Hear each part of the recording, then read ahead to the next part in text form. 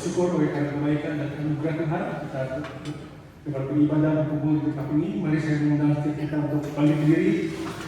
Silakan berikan salam sebelum sapa kepada Bapak Ibu sekalian. Mari kita mempersiapkan hati kita dan mengharapkan seluruh keberadaan kita kepada Tuhan memasuki ibadah pada pagi hari ini. Sebab ibadah pada pagi hari ini dimulai di atas dasar sebuah pengakuan bahwasanya pertolongan kita datangnya dari Tuhan yang menciptakan langit dan bumi. Turunlah atas setiap kita sekalian kasih karunia, rahmat dan damai sejahtera yang berasal dari Allah Bapa, Allah Putra dan Allah Roh Kudus, menyertai, melingkupi dan membungkus ibadah kita dari awal, pertengahan sampai pada akhirnya. Amin. Silakan duduk Bapak Ibu dan mengambil satu.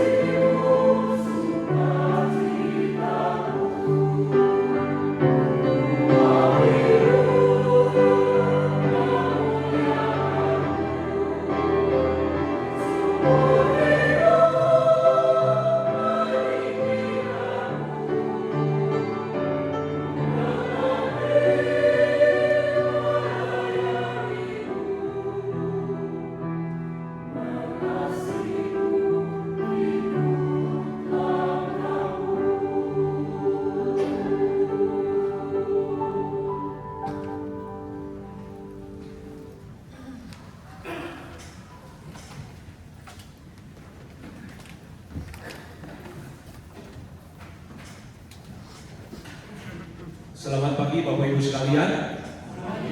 Kita bersyukur pada pagi hari ini kita masih diberi kesempatan boleh beribadah kepada Tuhan. Saya ajak kita semua untuk membaca satu bagian firman Tuhan yang diambil dari Yehezkiel. Yehezkiel 36 ayat yang ke-26 sampai ke-27. Mari kita baca bagian firman Tuhan ini dengan bersama-sama. 1, 2, 3. Kamu akan memberikan hati yang baru dan roh yang baru di dalam hati, dan aku akan menjauhkan dari tubuhmu hati yang keras dan kuberikan kepada hati yang taat. Rohku akan kuberikan diam di dalam hatimu, dan aku akan membuat kamu hidup menurut segala ketetapanku dan tetap berpegang pada peraturan-peraturanku dan melakukannya. Kita telah memasuki minggu kelima di bulan ini.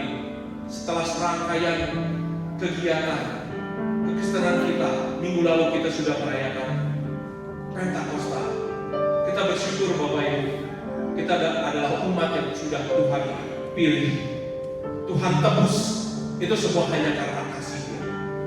Sepatutnya lah kita semua sama-sama menyanyi mengaku hadirat mulia bagi Allah.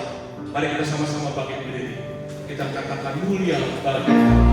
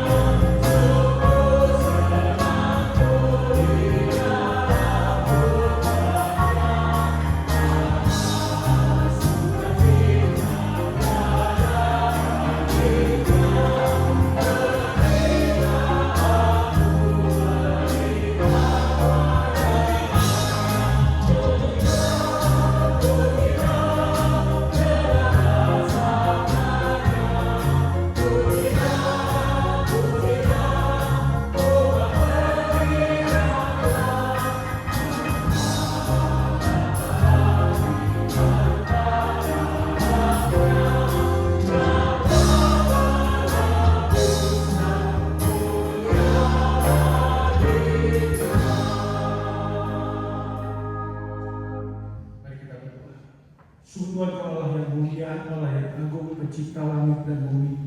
Allah yang layak mendapatkan segala hormat pujian daripada setiap ciptaan dan umat bersama.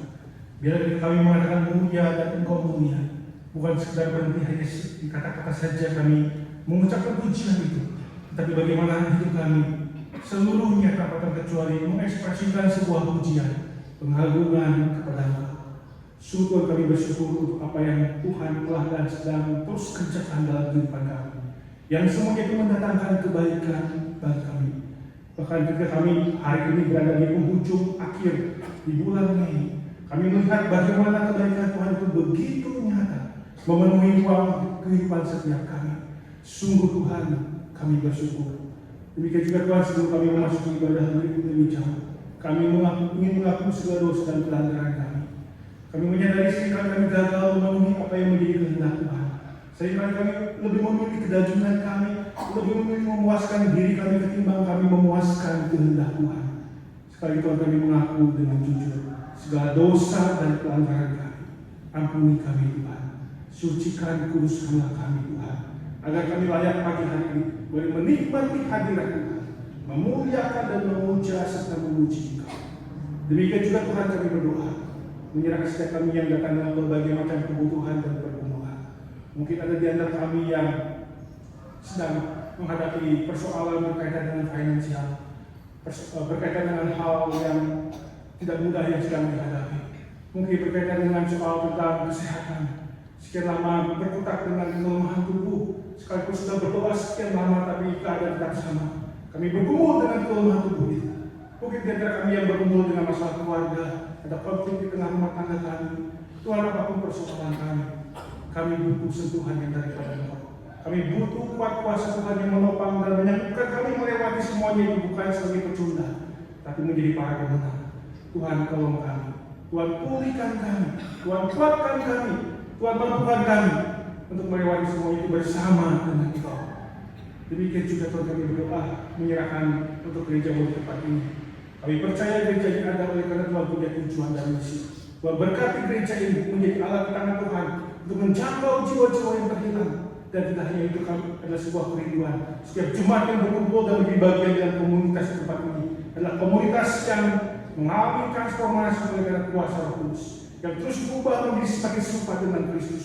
Kami rindu Tuhan, jemaat boleh mengalami pertumbuhan rohani, makin dewasa secara rohani. Berkati komunitas di tempat ini Tuhan. Pakailah menjadi alat yang lebih menyenangkan dan memuliakan nama Tuhan.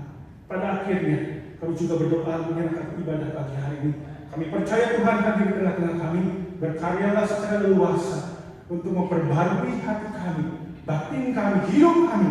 Agar ketika kami nanti pulang dari ibadah di tempat ini, kami mengerti apa yang harus kami lakukan, hidup sesuai dengan apa yang menjadi kehendak Tuhan, dan Tuhan yang dipermuliakan.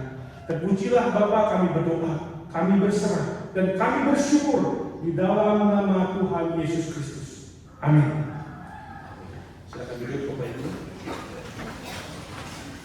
Kita akan membaca secara bertanggapan satu bagian firman Tuhan dari Kisah Para Rasul 2 ayat 42 sampai dengan yang ke-47. Mereka bertekun dalam pengajaran rasul-rasul dan dalam persekutuan, dan mereka selalu berkumpul untuk memecahkan roti dan berdoa.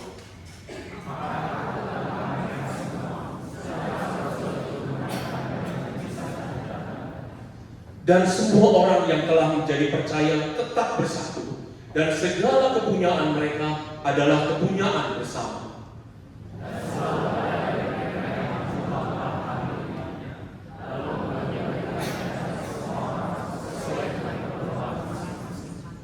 Dengan bertekun dan dengan sehati, mereka berkumpul tiap-tiap hari dalam bait Allah.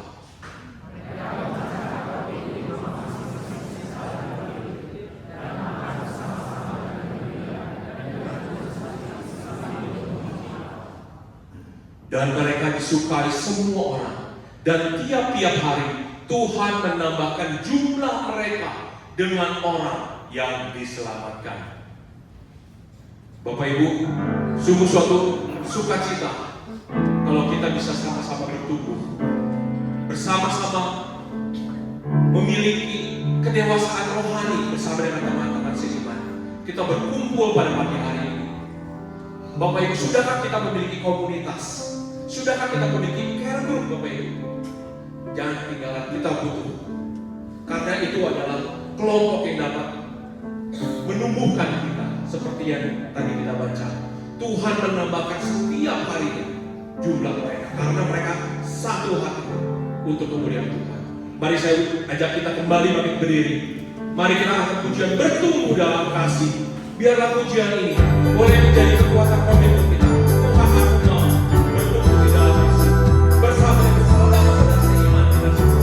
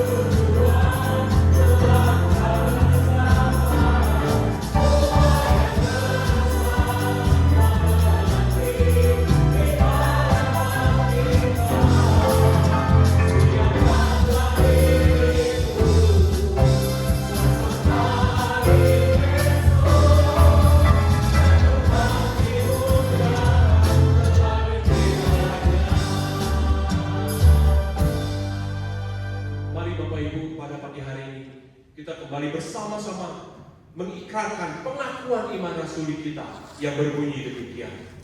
Aku percaya kepada Allah, Bapa yang Maha Kuasa, Khalik langit dan bumi, dan kepada Yesus Kristus, Anak yang tunggal Bapa kita, yang dikandung dari Roh Kudus, lahir dari yang berkasih di bawah pemerintahan Pontius Pilatus, disalibkan, mati dan dikuburkan, turun ke dalam kerajaan pada hari yang ketiga, bangkit pula dari antara orang mati, naik ke surga, duduk di sebelah kanan Allah, Bapa yang Maha Kuasa, dan dari sana Ia akan datang untuk menghakimi para yang hidup dan yang mati.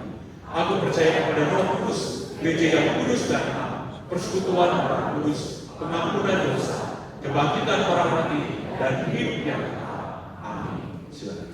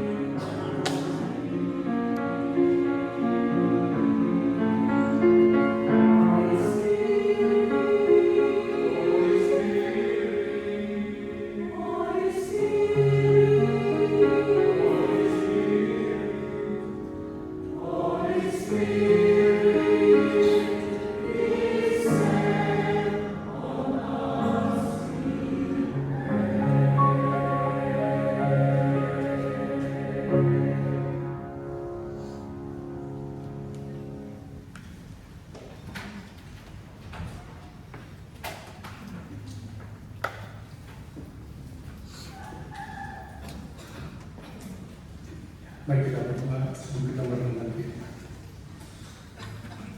Tuhan, di bawah saat kami hendak merenungkan sabda-Mu, biar Roh Kudus bekerja berkarya di hati kami, meleburkan hati kami untuk siap menerima benih firman yang menguasai, berakar, dan mengendalikan kehidupan kami, lewat kehidupan yang taat kepada firman Tuhan. Oleh sebab itu Tuhan, berkaryalah, bentuklah hidup kami sesuai dengan kebenaran. Kami berdoa, berserah dan bersyukur di dalam nama Tuhan Yesus Kristus. Amin. Ya, firman Tuhan minggu ini bertemakan transformasi hidup dalam komunitas yang dipenuhi Roh Kudus. Ya, firman Tuhan yang berdasarkan 1 Tesalonika pasal yang kedua, ayat yang 1 Tesalonika pasal yang pertama, ayat yang kedua sampai ayat yang ke-10. Tetapi saya tidak akan membacakan ayat ini, saya akan membacakan nanti di 3 poin yang akan saya sampaikan di dalam khotbah. Bapak Ibu, saya ingin mengawali renungan firman lewat sebuah apa yang dikisahkan dari John Stott di dalam bukunya The Living Church. Di dalam salah satu babnya dia menceritakan tentang pengalamannya saat dia berkunjung ke sebuah negara di Amerika Latin. Di sana dia menemukan sekelompok mahasiswa Kristen yang telah keluar dari gereja dan mereka menyebut diri sebagai Cristianos Descolgados.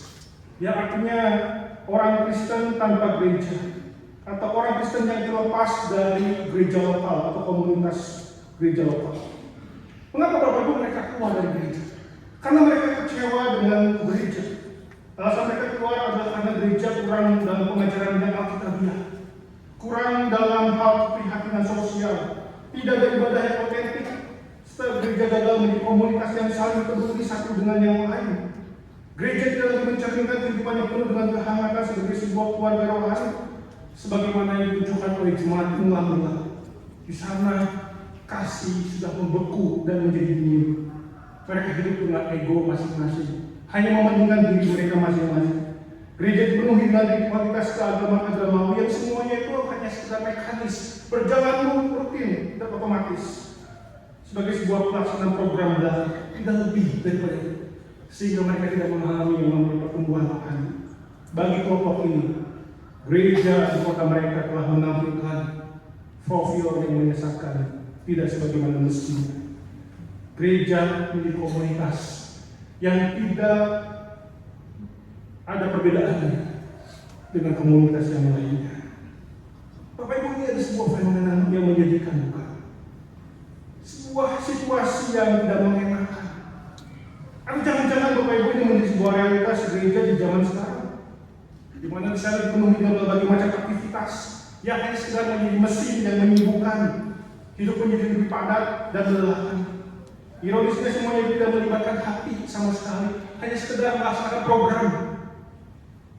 Dan yang lebih memprihatinkan adalah relasi yang terjalin di tengah-tengah jemaat itu menjadi sangat dangkal. Bak gereja seperti sebuah komunitas sosial, tapi tidak melibatkan kedalaman hati. Dan yang lebih ironis lagi, jemaat sibuk dengan berbagai macam program yang penuh dan banyak itu, tapi jauh dari transformasi hidup. Buktinya ada banyak jemaat menjadi Kristen tomat. Bapak Ibu tahu tomat? Minggu tobat, Senin sampai Sabtu kumat. Kehidupan sehari-hari tidak ada bedanya dengan kehidupan orang dunia. Bapak Ibu, bahkan kehadiran gereja tidak bisa lagi dirasakan berdampak di tengah dunia sosial. Kita akui Bapak Ibu memang tidak ada gereja yang sempurna. Amin. Tidak ada gereja dunia ini yang sempurna.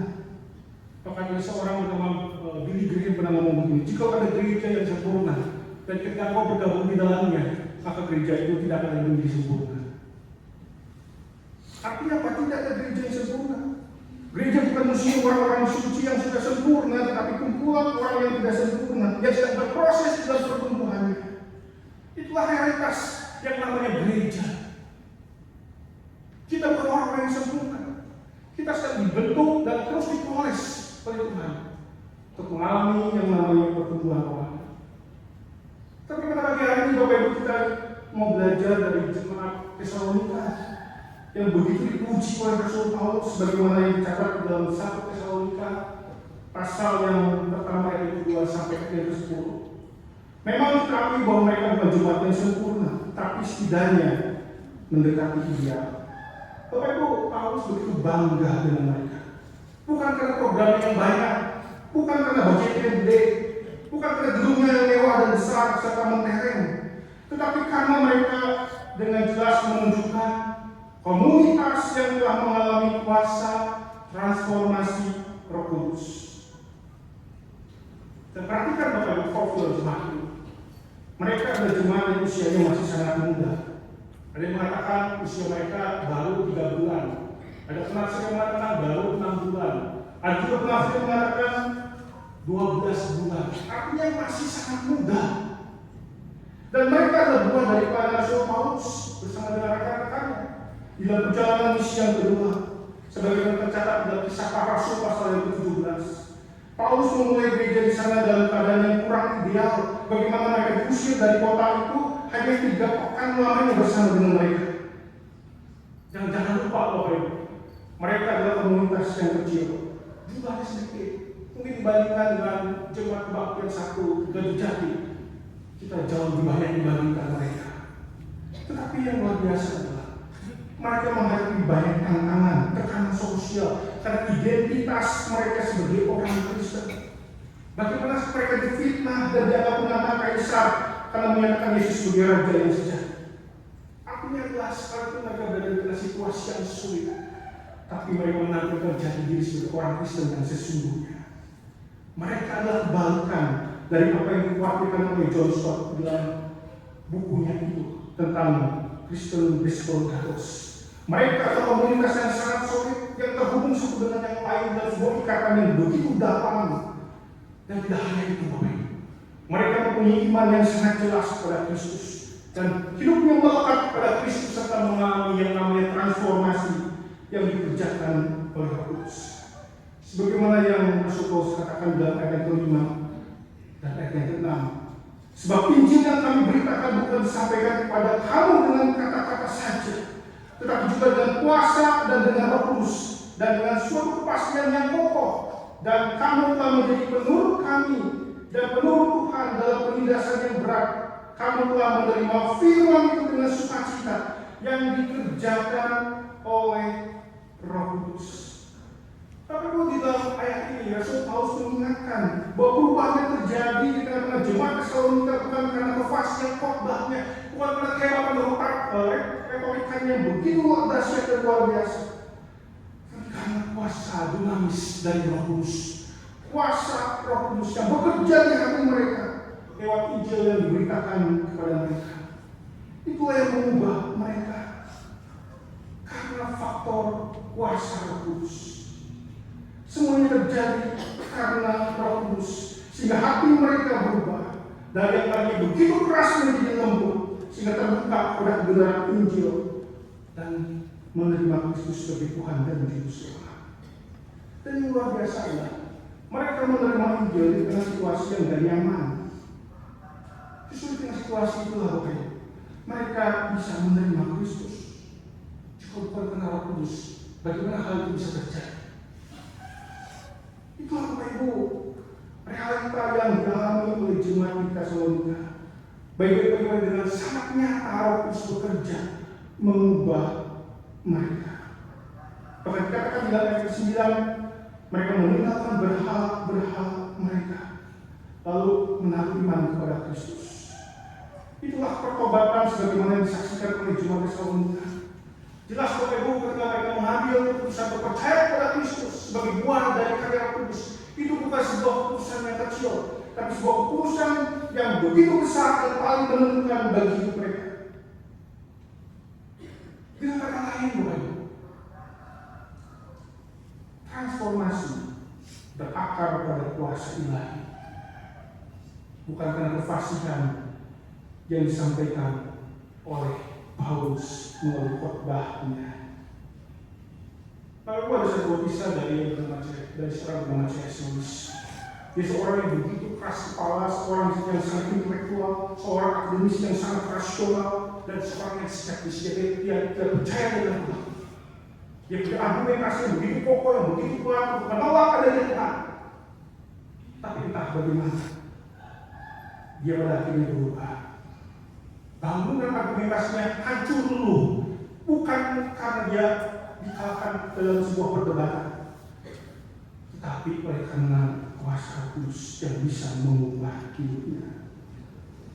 Sehingga Bapak Ibu, ini sebuah kesaksian melalui sebuah artikel yang dia tulis. Dia menceritakan pertobatannya sebagai sesuatu yang terjadi di luar kendalinya.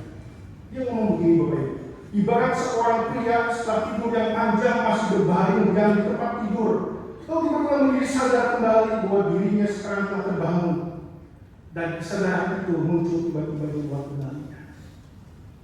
Dia bisa bangun dari tidurnya. Itu adalah sebuah keadaan di luar kendalinya, dan itulah gambaran dari pertobatan. Dia bisa sadar akan Kristus sebagai Tuhan, bukan karena dia bisa mengubah pikirannya, bukan. Karena pada sesungguhnya dia punya argumentasi yang begitu kuat menolak Tuhan. Tapi kita bagaimana Roh Kudus bekerja membuat dia menjadi sadar bahwa Yesus adalah Tuhan dan Juru Selamat, dan dia menyerahkan hidupnya bagi Tuhan. Bapak Ibu, itu sentuhan dinamis dari Roh Kudus mengubah orang secara radikal. Yang tidak ada itu tidak mungkin, tapi menjadi mungkin. Bapak Ibu, bagaimana dengan kita?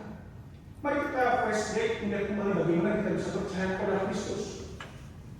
Bukankah itu suatu hal yang mengagumkan? Ketika kita bisa mengambil keputusan percaya pada Kristusnya, itu adalah sebuah keputusan di luar kendali kita. Ada kuasa Tuhan yang bekerja, yang mengubah hati kita, yang mungkin awalnya begitu keras menolak Tuhan, tapi sekarang semua percaya kepada Kristus. Ingat Bapak Ibu, kejadian itu tidak terjadi secara natural. Ada kuasa supranatural yang bekerja dari kita, sehingga kita bisa berkata, kok bisa ya orang seperti saya percaya kepada Tuhan. Tapi ada banyak orang yang tidak bisa percaya kepada Tuhan. Itulah anugerah. Itulah imbas dari kuasa Tuhan yang bekerja di hati kita, mengubah kita. Dan itulah yang terjadi dalam jemaat di Tesalonika. Bagaimana kuasa Kristus begitu nyata mengubah mereka. Mereka tinggalkan berhala-berhala mereka yang selama ini mengikat hidup mereka. Bukan karena mereka bisa berubah, tapi karena kuasa Tuhan. Kuasa Kristus yang mengubah segala-galanya, hingga mereka berani mengambil sebuah keputusan untuk percaya kepada Kristus. Sekalipun dalam keadaan yang tidak gampang, penuh dengan aniaya, penuh dengan tekanan, tapi justru mereka menerima semuanya itu dengan sukacita. Jika bukan karena Tuhan, gak mungkin itu bisa terjadi. Bapak Ibu, jemaat Tesalonika menjadi sebuah komunitas yang mengalami kuasa Roh Kudus yang mengubah. Setidaknya Bapak Ibu, ada dua hal yang ditunjukkan oleh jemaat Tesalonika sebagai imbas dari kuasa Roh Kudus yang mengubah hidup mereka. Yang pertama adalah bagaimana hidup mereka itu selaras sesuai identitas mereka sebagai orang Kristen. Bapak Ibu, Rasul Paulus begitu menyukai gereja ini, hatinya begitu senang memikirkan gereja ini. Bahkan katakan dia mengucap syukur dan bersukacita karena mereka. Dan selalu disebutkan dalam doa-doanya. Bukan semata-mata karena dia mendengar kabar mereka tetap dalam keadaan yang baik-baik saja ketika mereka mengalami keadaan yang sulit. Bukan sudah itu, tapi ada sesuatu yang jauh lebih daripada itu, berkaitan dengan kehidupan mereka yang berubah. Inilah membuat Rasul Paulus senang memikirkan mereka dan mengucap syukur. Karena mereka, jemaat di Tesalonika, mengerti betul apa itu artinya menjadi orang Kristen. Saya ulangi itu. Mereka tahu betul apa artinya menghidupi identitas sebagai orang Kristen. Mereka mengerti apa artinya menjadi orang yang dikasihi dan dipilih oleh Allah. Yang semuanya itu dinyatakan bukan lewat teori, tapi lewat kenyataan hidupnya yang berubah. Tentu jangan berpikir begini Bapak Ibu. Oh, kalau berubah berarti mereka menjadi sempurna. Enggak. Atau mereka di atas kepalanya ada simbol holy dan tiba-tiba kakinya tidak lagi menapak tanah. Enggak juga begitu Bapak Ibu. Mereka tetap dalam kehidupan seperti biasanya. Tetapi di tengah yang biasa-biasa itu, di tengah rutinitas yang mereka lakukan, ada sebuah perubahan yang begitu nyata yang ditunjukkan oleh hidup mereka. Dan perubahan itu adalah buah dari pekerjaan Kudus. Seperti yang dikatakan Bapak Ibu di ayat yang ketiga. Sebab kami selalu mengingat pekerjaan imanmu, usaha kasihmu, dan ketekunan pengharapanmu kepada Tuhan kita Yesus Kristus di hadapan Allah dan Bapa kita. Bapak Ibu, Rasul Paulus begitu terkesan dengan iman, kasih, dan pengharapan mereka. Tiga hal ini Bapak Ibu sering disebut sebagai sebuah tiga kebajikan Kristen. Atau ada juga yang memiliki sebagai jangka kehidupan Kristiani, yaitu iman, kasih, dan pengharapan. Artinya apa Bapak? Seorang Kristen atau seseorang mengatakan dirinya Kristen itu harus mempunyai atau dicirikan hidupnya lewat yang namanya iman, kasih, dan pengharapan. Ini menjadi kebajikan esensial, kebajikan dasar yang seharusnya melekat dalam kehidupan kita sebagai orang Kristen. Jadi Bapak Ibu berbicara soal tentang Kristenan, bukan sekedar bicara soal tentang identitas di dalam KTP kita, tapi bagaimana hidup kita menampilkan adanya iman, adanya kasih, dan pengharapan. Ini menjadi ciri khas kita sebagai orang Kristen. Dan itulah yang ditunjukkan oleh jemaat Tesalonika. Bukan teori, bukan sekedar mereka mengatakan, saya punya iman loh, saya punya kasih loh, saya punya pengharapan. Enggak, bukan sekedar kata-kata, tapi hidupnya mencerminkan bahwa dalam diri mereka ada iman, ada kasih, dan ada pengharapan. Itulah yang kita disebut oleh Rasul Paulus. Begitu saja jelas Bapak Ibu. Mereka menampilkan kehidupan yang berubah lewat iman yang ditunjukkan, lewat kasih yang didemonstrasikan, lewat pengharapan yang diperlihatkan. Kita kan begini Bapak Ibu, perbuatan iman yang aktif itu begitu nyata dalam kehidupan mereka.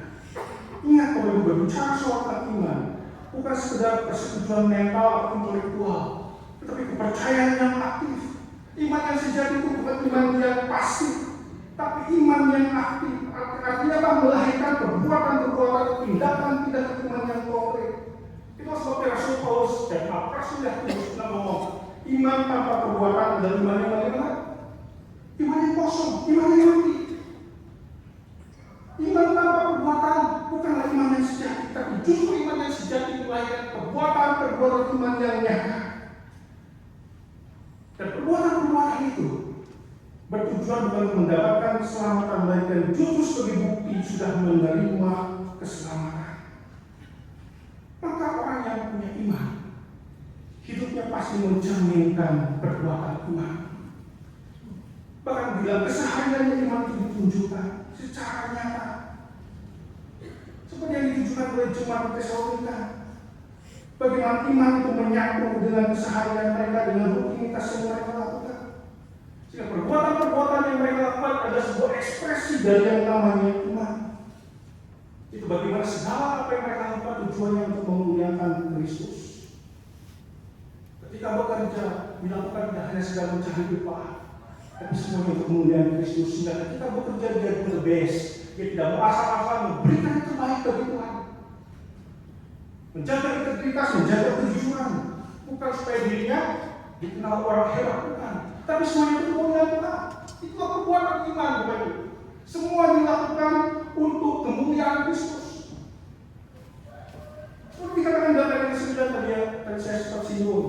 Bagaimana mereka meninggal berhala-berhala dan mereka mengarahkan hidup mereka kepada Allah dan melayani Allah katanya. Mereka gunakan hidupnya untuk melayani Allah, melayani Tuhan. Semuanya dilakukan untuk kemuliaan Tuhan. Demikian juga Bapak Ibu, kita sebagai orang Kristen seharusnya menunjukkan iman yang konkret. Bagaimana kita mendedikasikan karunia-karunia yang kita percaya untuk melayani Tuhan.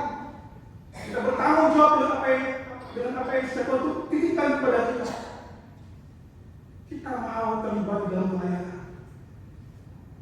Itulah bentuk dari berekspresi iman. Demikian juga sebagai ibu rumah tangga. Ketika melakukan tanggung jawab di rumah, kita tidak asal-asalan melakukannya, tapi do the best. Masak dengan yang terbaik bagi suami dan keluarga. Kenapa? Karena semuanya dilakukan untuk Tuhan, untuk kemuliaan Tuhan. Itulah iman. Dari perkara yang besar sampai perkara yang paling kecil atau remeh-temeh, bagaimana semua itu mengekspresikan bahwa Engkaulah Tuhan yang utama dalam hidup. Tapi mari kita lihat diri kita secara jujur. Sudahkah iman itu begitu nyata dalam kehidupan kita? Lewat rutinitas, lewat tindakan-tindakan yang kita lakukan, yang semuanya itu kita tuju untuk kemuliaan Tuhan.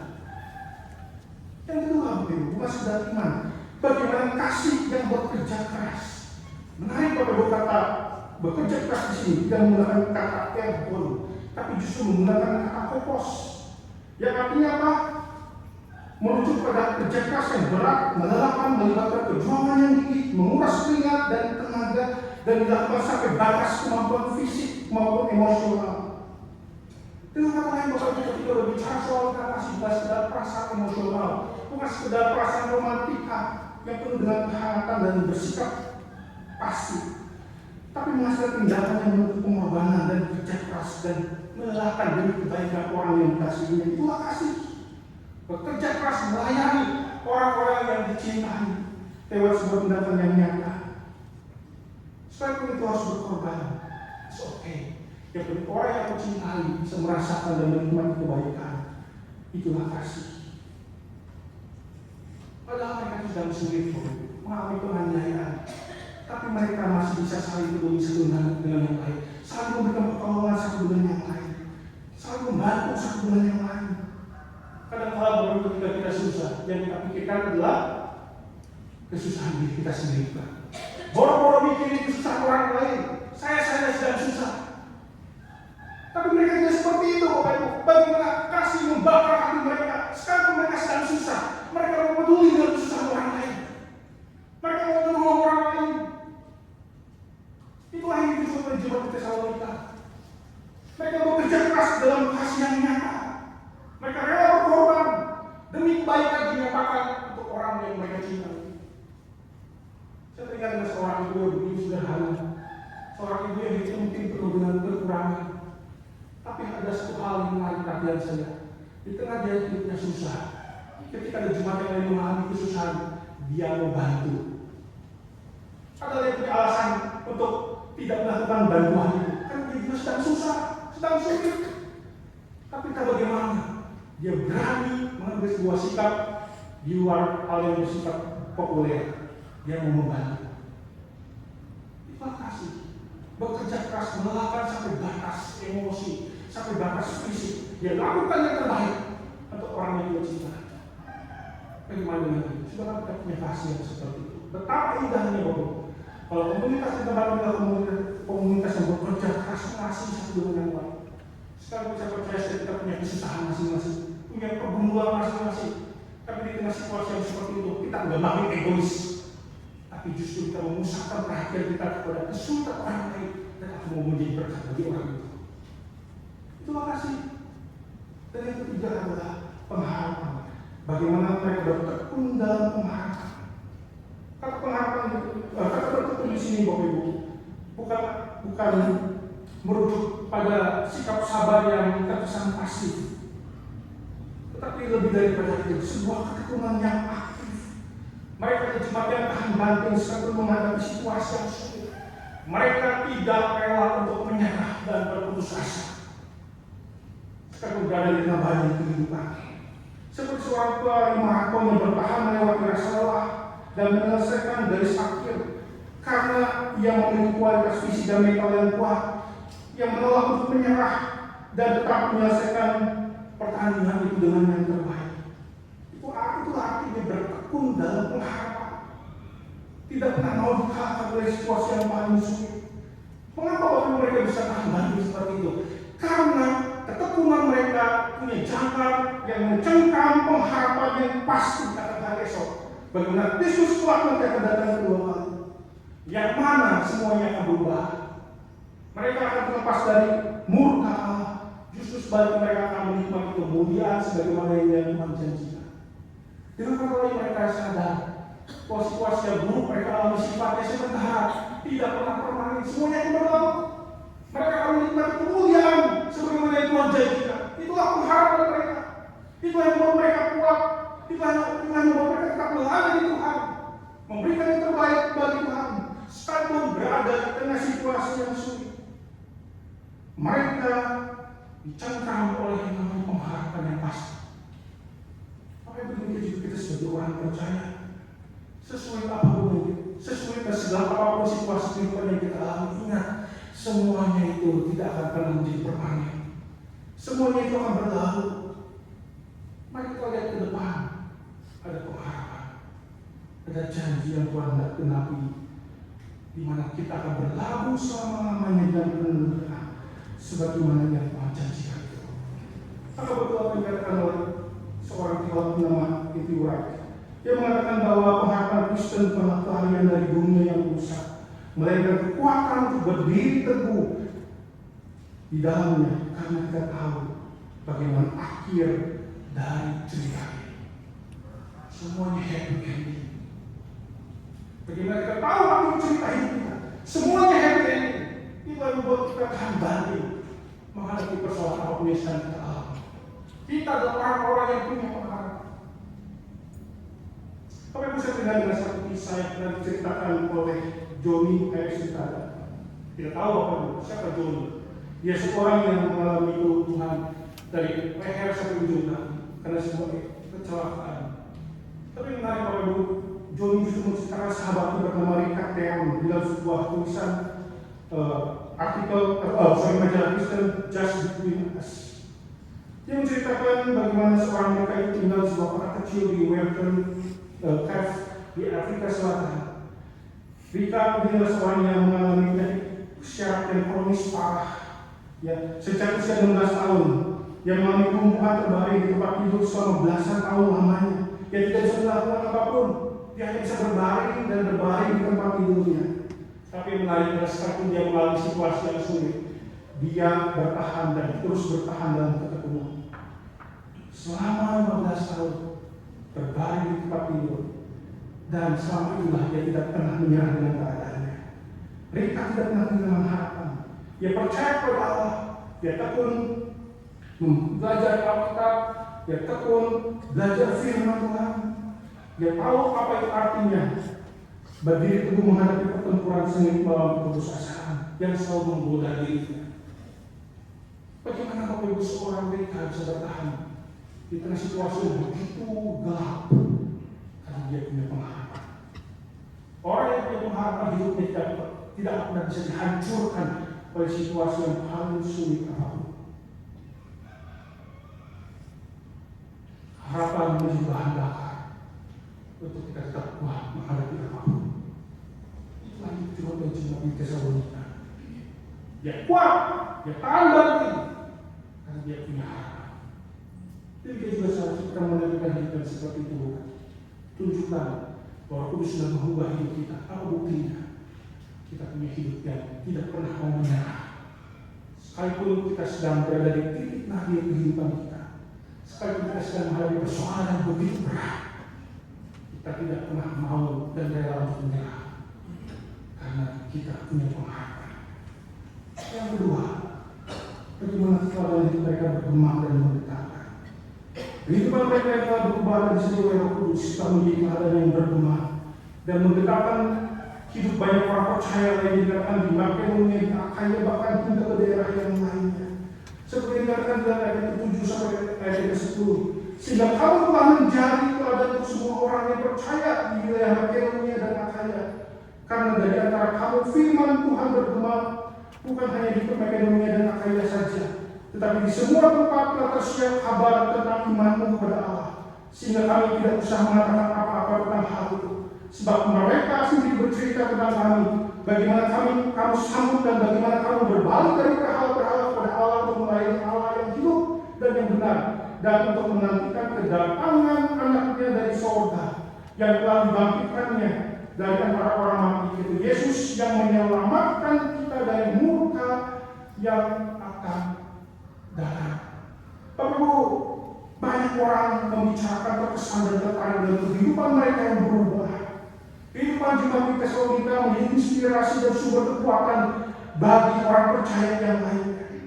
Di sini kita melihat sangat jelas betapa powerfulnya dampak dari kehidupan yang diubahkan, di mana melaluinya firman Allah tersiar sangat jauh dengan cara yang paling efektif melalui kesaksian hidup mereka. Firman Tuhan tersiar begitu jauh lewat kesaksian hidup mereka. Ingat kepada sebuah prinsip, kehidupan yang diubah akan menciptakan sebuah gema kesaksian hidup yang efektif. Bapak Ibu, Spurgeon di dalam penafsiran Tesalonika, dia mengatakan begini berkaitan dengan bagian ini. Semua orang bertanya-tanya, apa yang terjadi dengan orang Tesalonika ini? Mereka telah menghancurkan berhala-berhala mereka menyembah satu Allah, mereka percaya pada Yesus. Mereka tidak lagi menjadi pemabuk, mereka tidak lagi menjadi orang yang tidak jujur, tidak lagi menjadi orang yang tidak murni dan suka bertengkar. Semua orang membicarakan apa yang telah terjadi di antara orang-orang yang bertobat ini. Oh, betapa kita merindukan pertobatan yang melimpah, jelas luar biasa dan nyata, sehingga firman Allah dapat bergema keluar. Orang-orang yang bertobat di antara kita adalah iklan dan argumen terbaik kita. Bapak Ibu, ini sebuah kata yang luar biasa dari Spurgeon. Bahwa ketika kita bertobat, ketika hidup kita berubah, hidup kita berdampak bagi orang lain, menjadi kesaksian yang efektif untuk menarik orang satu langkah lebih dekat kepada Kristus. Bapak Ibu yang terkasih dalam Tuhan Yesus, kehidupan yang berubah atau kehidupan yang diubah akan selalu menjadi magnet yang mempunyai daya tahan yang sangat kuat untuk menarik orang datang kepada Kristus. Pertanyaannya adalah, sudahkah kita menunjukkan kehidupan yang diubah oleh Kristus? Sudahkah kita menunjukkan kehidupan yang sudah ditransformasi oleh karena kuasa Kudus dalam kehidupan kita? Ada sebuah kisah Bapak Ibu, seorang bernama Ruth bertemu dengan keluarga yang hancur. Ayahnya adalah seorang pencuri dan pemabuk. Ibunya juga terlibat di pasar untuk memenuhi kebutuhan keluarga. Bahkan keluarganya terlilit hutang dan sejak kecil Ruth ini hidup dalam tekanan dan kepahitan. Dia menyesal karena dia tidak bisa membantu orang tuanya mencari sesuatu nasi. Dan di usia 12 tahun Bapak Ibu, dia hampir menjadi murid yang tidak naik kelas, ranking 42 dari 40 siswa. Tapi menarik karena situasi yang sulit itu, dia melihat kehidupan dari temannya yang adalah ketua OSIS dan wakil ketua OSIS. Dia melihat sebuah kehidupan yang berbeda dari mereka. Sehingga dia mengatakan ada sesuatu yang berbeda dari mereka. Mereka memiliki semacam terang dan damai. Aku suka berada di dekat mereka. Suatu ketika terjadi kekacauan di sekolah itu. Dan yang menarik adalah kedua orang ini justru dia mencari tempat yang sepi di ujung ruangan. Dia menundukkan kepala dan berdoa. Setelah selesai berdoa, mereka datang kembali menghadapi situasi yang susah yang penuh dengan kekacauan itu dengan ketenangan dan kedewasaan. Dan di sana Ruth mulai sadar bahwa kedua orang ini pasti punya pribadi yang sedang mengendalikan dirinya, sesuatu yang jauh lebih besar dari hidup mereka. Sampai akhirnya Ruth bertanya kepada kedua orang ini, apa rahasianya? Kok bisa begitu tenang menghadapi kekacauan itu? Lalu kedua orang ini mengatakan, saya adalah orang Kristen. Saya percaya kepada Tuhan yang sudah memberikan damai dan ketenangan bagi jiwa saya. Itu yang mengubah hidup saya. Tapi itu Bapak Ibu, Ruth mau membuka diri percaya kepada Tuhan. Hal itu terjadi lewat kehidupan yang berbeda dari temannya, yang menyilaukan matanya, yang membuat kita terkesan dengan kehidupan semacam itu, sehingga juga ingin mengalami kehidupan yang sama. Dan sejak itu Bapak Ibu menjadi seorang siswa yang berprestasi, yang tadinya ranking 42, sekarang ranking 10 di kelasnya. Dan sejak itu juga Bapak Ibu hidupnya berubah, yang tadinya penuh kepahitan menjadi penuh pengharapan, dari keluarga yang hancur menjadi pembawa pemulihan, dari hidup yang tanpa arah menjadi pemimpin yang mempengaruhi banyak orang, yang pada akhirnya menjadi seorang yang sukses di dalam menjadi pemimpin di sebuah perusahaan terkemuka di tempat di mana ia tinggal. Dan itu bermula dari kehidupan yang menantangnya, kehidupan yang berbeda dari yang lain. Bapak Ibu, seharusnya gereja menjadi tempat di mana setiap orang percaya mengalami perubahan itu, menjadi orang-orang yang berani menunjukkan kehidupan yang berbeda yang dimanapun dia berada, dimanapun dia berada. Itulah kehidupan yang menjadi teladan yang berdampak. Mari kita pikirkan Bapak Ibu, apa yang orang lain pikirkan tentang komunitas kita, apa yang orang lain pikirkan tentang gereja kita. Apakah mereka memikirkan gedung yang mewah? Apakah mereka memikirkan kegiatan gereja kita yang begitu banyak dan perjalanan menjadi macet? Apakah orang lain memikirkan gereja kita soal tentang programnya yang begitu kreatif? Atau jangan orang lain memikirkan komunitas gereja kita adalah komunitas yang egois, yang apatis, yang tidak ada kehangatan di dalamnya? Atau jangan-jangan sebaliknya, mereka memikirkan bahwa mereka melihat kehidupan kita yang sedang bertransformasi, makin serupa dengan Kristus. Mereka melihat sebuah kehidupan yang berbeda dari kehidupan kita. Dia yang menjadi pertemuan kita untuk melihat diri kita, melihat komunitas kita. Apa yang mereka pikirkan, apa yang orang lain pikirkan tentang komunitas kita. Apa yang mereka pikirkan. Dan ingatlah selalu Bapak Ibu, kita dipanggil untuk membangun reputasi komunitas yang terus mengalami transformasi. Kita harus menunjukkan bahwa komunitas kita adalah komunitas yang sedang diubah oleh Roh Kudus.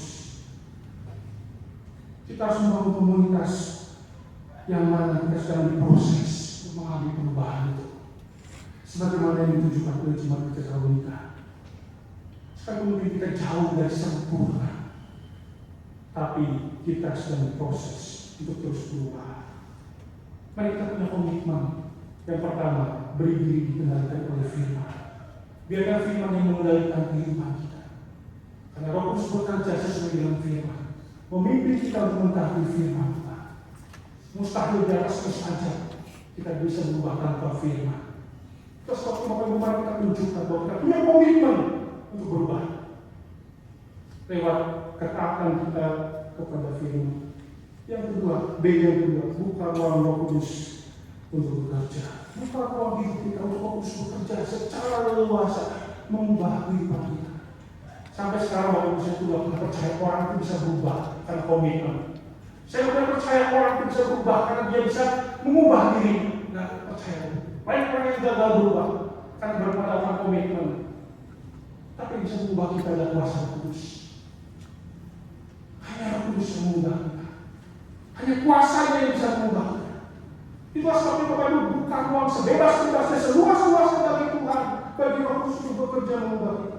Berdoalah kepada Dia, Tuhan, ubah hidupku, ubah hatiku, ubah karakterku yang buruk, ubah kebiasaanku yang tidak menjadi berkat, ubah kita.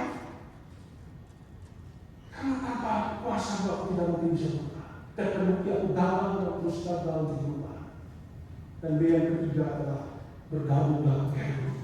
Kamu juga komunitas yang lebih kecil untuk kita bisa saling membangun kerohanian kita satu dengan yang lain. Bukan sekedar kita bisa sharing, bukan sekedar kita bisa mengutarakan kegelisahan kita, tapi jauh lebih daripada itu. Di dalam kehidupan Bapak Ibu, kita sama-sama belajar firman, bersama-sama mentaati firman, sama-sama saling mendoakan dan menegaskan kepada kita tidak pernah sendirian untuk berjuang dalam pertumbuhan rohani kita. Kita ada komunitas yang mendukung kita, yang saling mendoakan, saling mendorong, saling menguatkan, saling mengasihi, saling mengingatkan, dan saling yang lain yang positif, yang membangun kita. Maka Bapak jangan pernah kita terlepas dari komunitas. Mari kita mengambil komitmen, saya mau bergabung dengan Kerdut, saya butuh Kerdut. Karena di sana saya punya teman, punya sahabat yang mendukung saya untuk terus bertumbuh. Gak mungkin kita bisa bertumbuh tanpa komunitas. Itu seperti yang terakhir, Tuhan ingin memakai hidup kita dan komunitas kita bukan sekedar menjadi penonton, tetapi menjadi saksi di mana hidup kita menjadi Tuhan terbaik untuk mengembangkan pekerjaan Roh Kudus yang telah mengubah kehidupan kita, membawa orang lain satu langkah lebih dekat kepada Kristus. Tuhan ingin memakai komunitas kita menjadi berkat, menunjukkan bahwa Roh Kudus sedang bekerja mengubah hidup kita dan terus memproses kita menjadi pribadi-pribadi yang makin dewasa, semakin serupa dengan Kristus. Amin. Mari kita berdoa.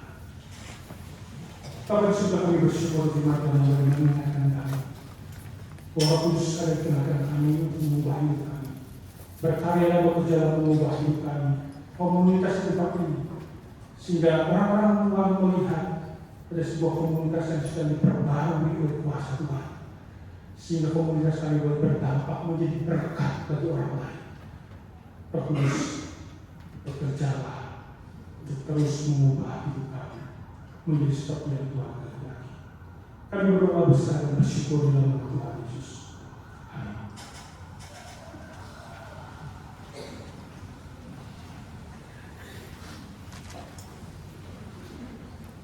Bapak Ibu, marilah pada pagi hari ini kita berikan yang terbaik kepada Tuhan, kita berikan persembahan. Mari kita sama-sama siapkan hati kita berikan yang terbaik. Bapak Ibu dapat memberikan persembahan melalui QR yang ada di depan Bapak Ibu, ataupun dapat mengisikan ke dalam amplop dan akan menaruhnya ke dalam atau persembahan yang akan diadakan. Mari Bapak Ibu, saya persilakan kita semua untuk mempersiapkan yang terbaik, memberikan persembahan bagi Tuhan.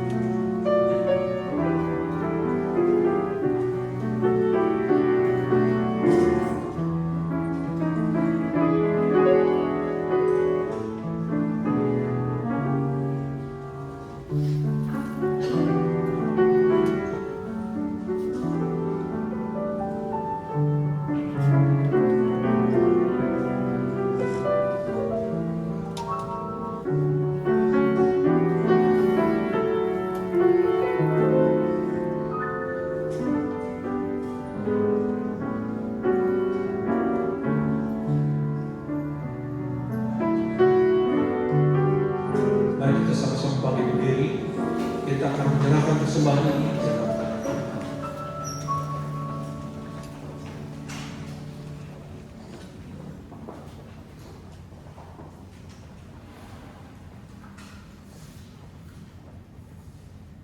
Mari kita masuk dalam doa.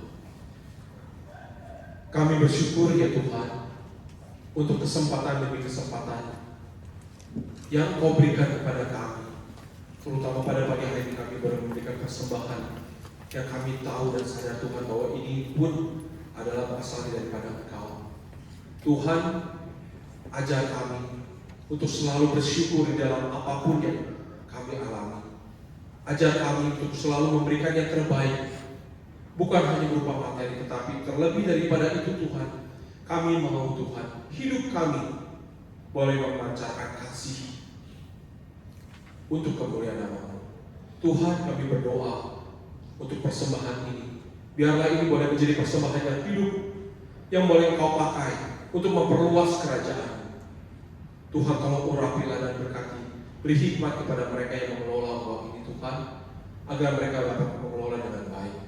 Terima kasih untuk kesempatan ini. Kami sekali lagi berdoa bersyukur hanya di dalam nama Tuhan Yesus. Kami berdoa dan mengucap syukur. Amin. Silakan duduk Bapak Ibu. Ada beberapa hal informasi yang dapat Bapak Ibu simak untuk 1 minggu ke depan. Sebelumnya izinkan saya untuk menanyakan apakah dari antara Bapak Ibu ada yang baru pertama kali hadir di dalam ibadah yang pertama jam 6 pagi ini. Boleh mengacungkan tangannya untuk kami sambut. Belum ada ya, Bapak Ibu ada wajah-wajah yang setia. Biar setiap kita juga boleh melihat kursi-kursi yang kosong itu jadi PR kita ya Bapak Ibu. Biar kita boleh mau mendoakan, mengajak keluarga kita, rekan-rekan kita, relasi kita untuk beribadah bersama. Kemudian Bapak Ibu hari Rabu, Bapak Ibu kembali diundang untuk mengikuti ibadah doa pukul 5 sore di tempat ini secara onsite melalui bahasa. Dan apabila Bapak Ibu tidak dapat hadir secara onsite, Bapak Ibu dapat mengikuti ibadah doa tersebut secara online pukul 7 malam melalui Zoom. Biarlah kita boleh meluangkan waktu kita, mari kita berdoa bersama-sama, bertumbuh bersama. Kemudian minggu depan, Bapak Ibu juga kembali diundang untuk hadir di dalam ibadah pukul 6, pukul 8, 10, dan 16.30. Bapak Ibu terutama minggu depan di kebaktian yang kedua akan ada baptisan sini dan atestasi. Mari kita berdoa, kita doakan agar mereka-mereka yang sudah mengambil komitmen boleh Tuhan teguhkan dan mereka boleh sama-sama bertumbuh bersama komunitas kita di Garujati.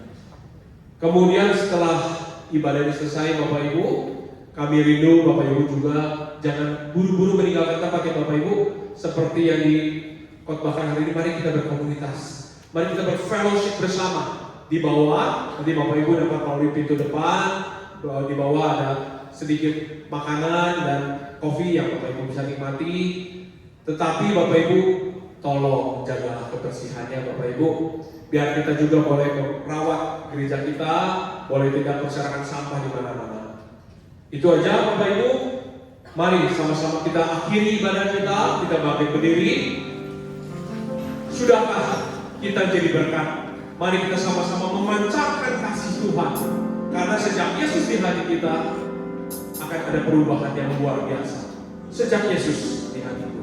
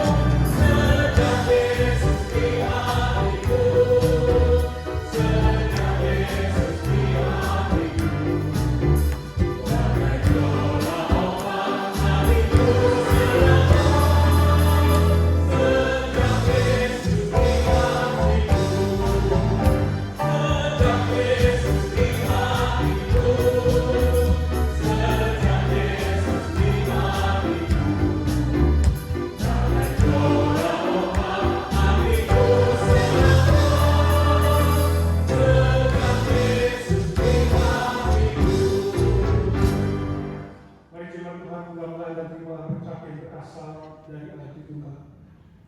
Sinar kemuliaan dari Allah Bapa, cinta kasih dan keselamatan sejati dari Tuhan dan Juru Selamat kita Yesus Kristus, kekuatan hikmat serta urapan dari Allah Kudus, menyertai, melingkupi dan membungkus rumah tangga keluarga kita, usaha pekerjaan kita, studi kita dan seluruh langkah hidup kita dari sekarang sampai selama-lamanya. Amin.